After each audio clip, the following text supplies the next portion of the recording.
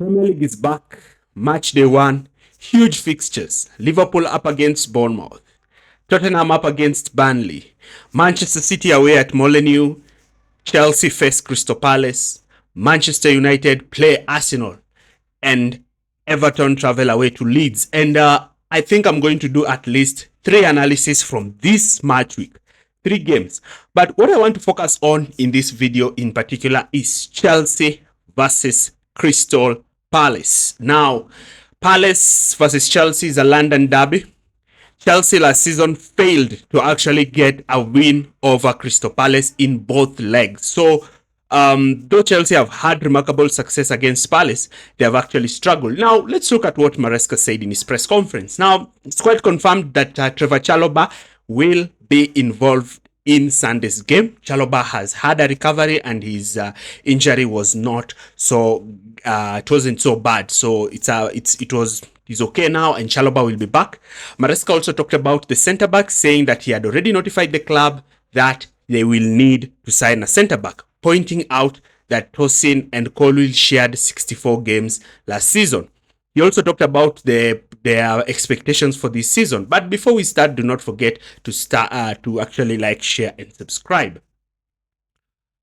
Maresca has really talked about Crystal Palace and said that their main aim for now is to win against Crystal Palace. And he's taking it game by game, saying that the Crystal Palace game is all he's thinking about. So what lineup is he going to pick? Now, Robert Sanchez, redeemed and actually performed quite well in the Club World Cup, is more likely to retain his position in between the sticks. Robert Sanchez made some errors last season, but he seemed to have rectified. And now he's coming in with an arsenal behind on himself that I'm going to talk about. The backline is going to remain with Reece James and Cucurella starting in the wide fullbacks position. Tosin and Chalobah playing in those centre-backs position. The role of Reece James, the role of Marc Cucurella is going to be quite great this season. I can't emphasize the role of both centre-backs in Chelsea's season. And Chelsea will actually go in the market to get a centre-back, as Maresca said that he's not sure with Fofana and Benoit in terms of their injury. Midfield remains the same. Caicedo, Enzo Fernandez more likely to start. Both of them captains, vice captains. Their leadership is heavily needed on the pitch. Fernandez, we saw him thrive towards the latter stages of last season, 17 assists in all competitions and 5 goals. Caicedo is just immense in that position. In attack, I'm going to pick Neto, Palmer, Jamie Gittens. I think Maresca will not throw Estevao into this game, but Estevao is similar to Palmer, but I'm going to talk about that. So Pedro Neto will be expected to whip in crosses now. Chelsea have an aerial threat into the box. Jamie Gittens will look to try and take on his fullback down the left, and Cole Palmer will do what Cole Palmer does the best: open up teams for his attacking players to thrive. Leading the line is the super signing, João Pedro. If there's anybody who's excited about João Pedro, it's myself. And we know that everybody are excited about the Crystal Palace game because they want to see João Pedro. They want to see the link up between João Pedro and Cole Palmer. And we are going to see that this Sunday. João Pedro was back in training earlier on. Now, we do expect some subs. We think Delap might come in around the 65th minute, and Estevao must also be given time. And Estevao, what I have to say about Estevao is that he's just going to get his number 1 position in the team. It's just a matter of time. It's like Cole Palmer. Pochettino did not want to throw him there, but later on, he was so good to be left on the bench. So I think that is the same thing that is going to happen with Estevao. And if Gittens doesn't tighten up, then what you're going to see is Neto moving to the left and Estevao coming in to the right. So the lineup is going to be like this: solid 4-3-3 formation.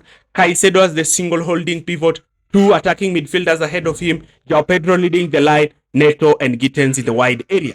And this system is so balanced for Chelsea, in that it shows how Chelsea are actually going to look to try and create problems for the opponents. And what I'm so excited about is that this actually allowed some changes. Now, in attack, Chelsea can look to move into a 3-2-5 with Fernandez and Palmer occupying the half spaces, Neto and Gittens holding the width with João Pedro leading the line, and Cucurella inverting in midfield while Reece James inverts into the backline. That has been the standard attacking procedure for Enzo Maresca. Alternatively, if Crystal Palace decide to sit in with a deep block of 5 players, then this can see even Marc Cucurella push forward. That's why if you are doing a fantasy, it's very important for you to actually bring Cucurella, because Cucurella will be bombing forward and he can give you goal contributions. Another tactical thing that I expect Maresca to do is actually the bait press. Remember, I talked about this bait press and I said how it will be so deadly for Chelsea next season. And I think the game against AC Milan actually showed us this. This is where Chelsea actually are looking to drag players deeper when they are building up by trying to have many players come towards the ball. Their main aim is to isolate João Pedro or Liam Delap, whoever will play as striker, 1v1 with the centre back, and have Robert Sanchez use the secret weapon. Remember the secret weapon that I told you?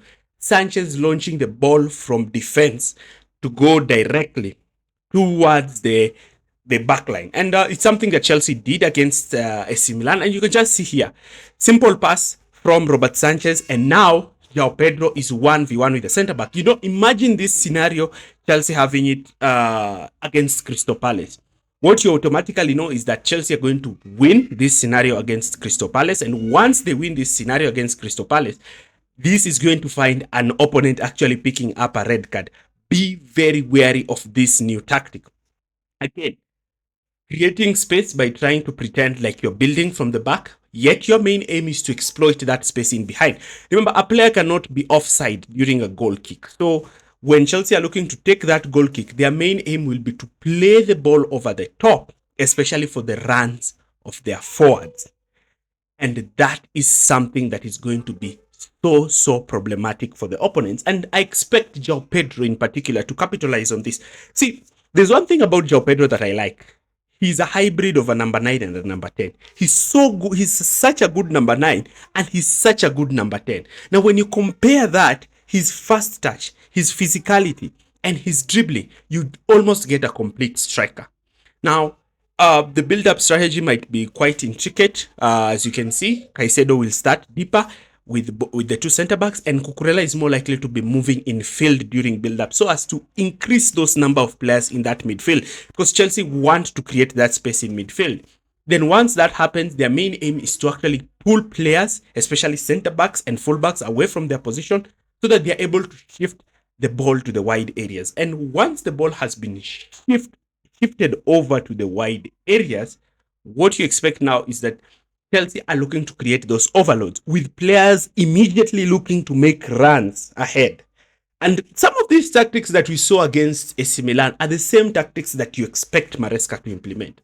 Because once Chelsea switch the ball to the wide areas, now they have the numerical superiority to move forward, to look to go and dominate and create all manner of problems for the opposition, because now they know that they are able to create and overload the box. We're also expecting to see Chelsea commit a lot of players in the box that is going to make it so difficult for the opposition to defend, because there is a lot of players and a lot of spaces are opening up.